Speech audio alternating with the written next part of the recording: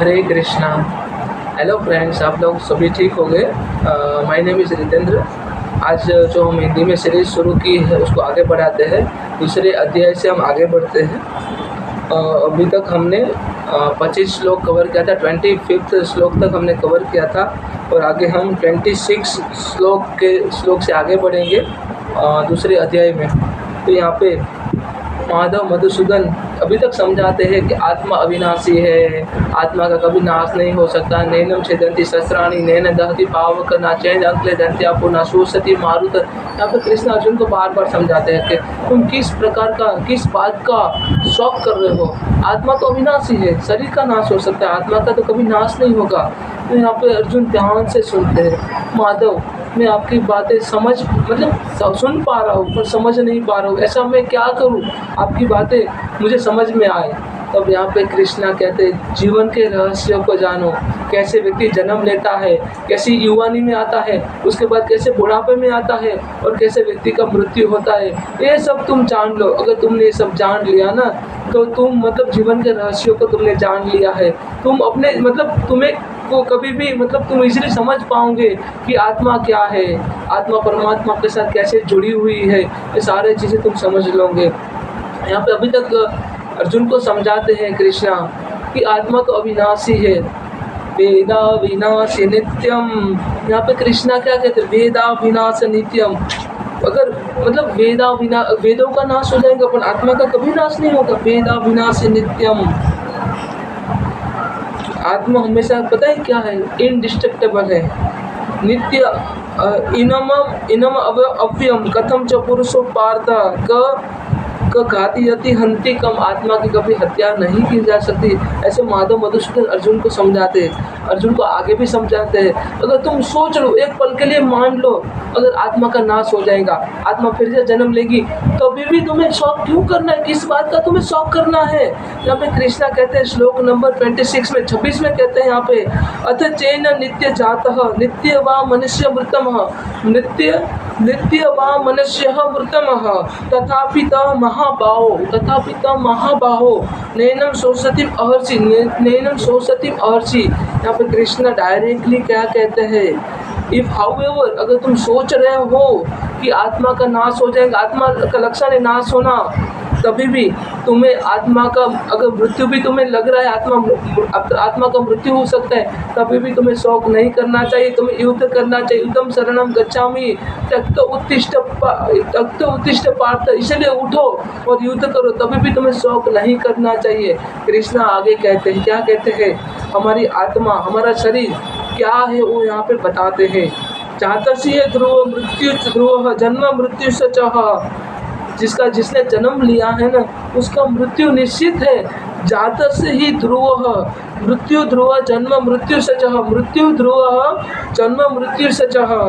तस्माद् अपहार्यते न त्वं शोषितम् अहर्षि। तस्माद् अपहार्यते न त्वं शोषितम् अहर्षि। यहाँ पे कृष्णा वासुदेव क्या कहते हैं? यहाँ पे कृष्णा वासुदेव अर्जुन को कहते हैं, अगर तुम सोच रहे हो कि आत्मा का नाश हो जाएगा, आत्मा मर भी जाएगी, उसे फिर से जन्म लेगी, तो जिसने जन्म लिया है ना, यहाँ पे कृष्णा क्या कहते हैं? जिसने जन्म लिया है ना, उसका मृत्यु निश्चित है। जिसने जन्म लिया है उसका मृत्यु निश्चित है। The person who is taken birth sure to die and the person who died will surely take a birth again and again until unless that person will not make himself free from the cycle of the birth and death and until unless that person will not establish himself in dharma।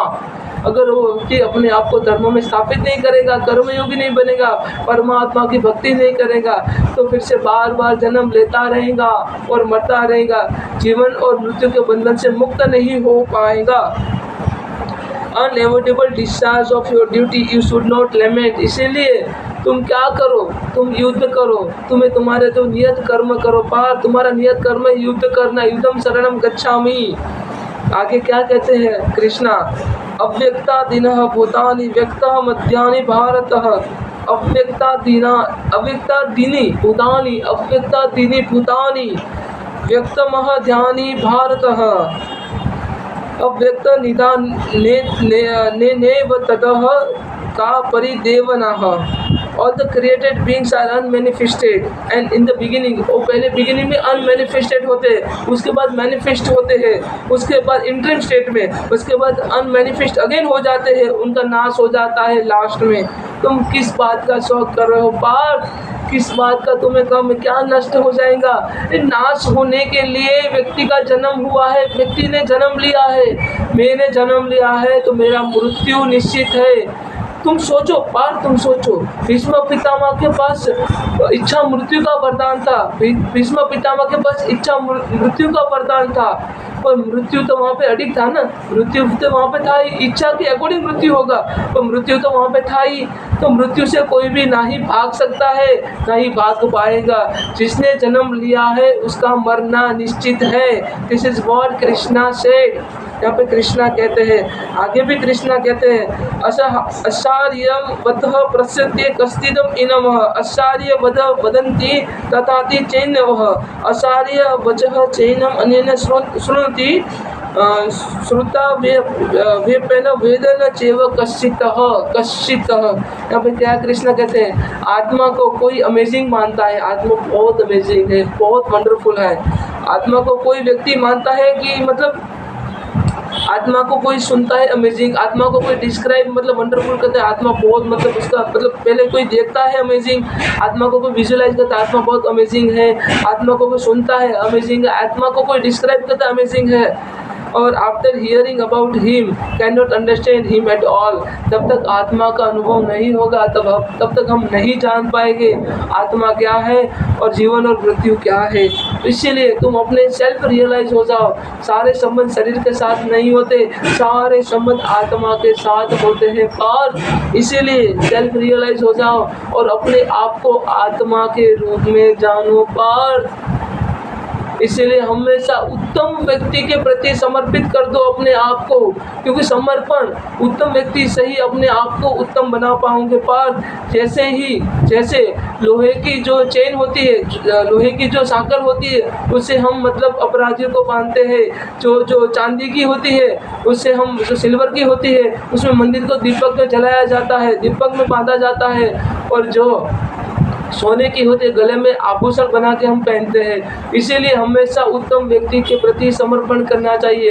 अगर आपने दुष्ट व्यक्ति के प्रति समर्पित कर दिया तो उसी के दुष्ट कार्य में आप अपने आप को मोल्ड कर लोगे, ढालोगे।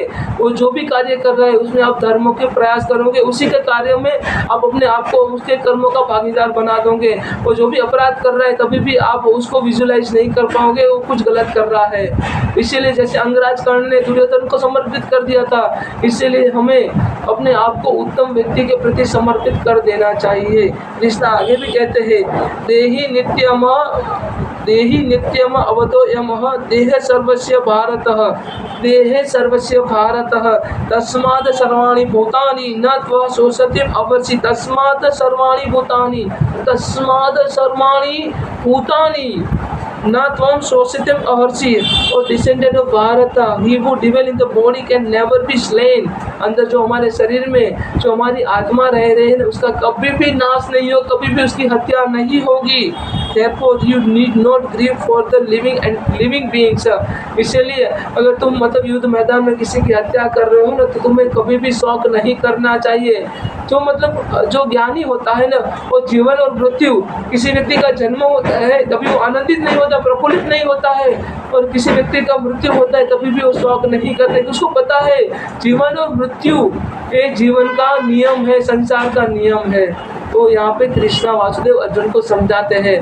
आई होप आप सभी लोगों को समझ में आया होगा। मैंने 30 श्लोक तक अभी कवर किया है, आगे भी हम बात करेंगे नेक्स्ट वीडियो में। 30+ श्लोक से आगे हम बात करेंगे। आप लोगों को समझ में आया होगा। अगर कोई भी क्वेश्चन है, कोई भी डाउट है, आप कमेंट कर सकते हैं। Thank you so much. Hare Krishna, जय श्री राधे।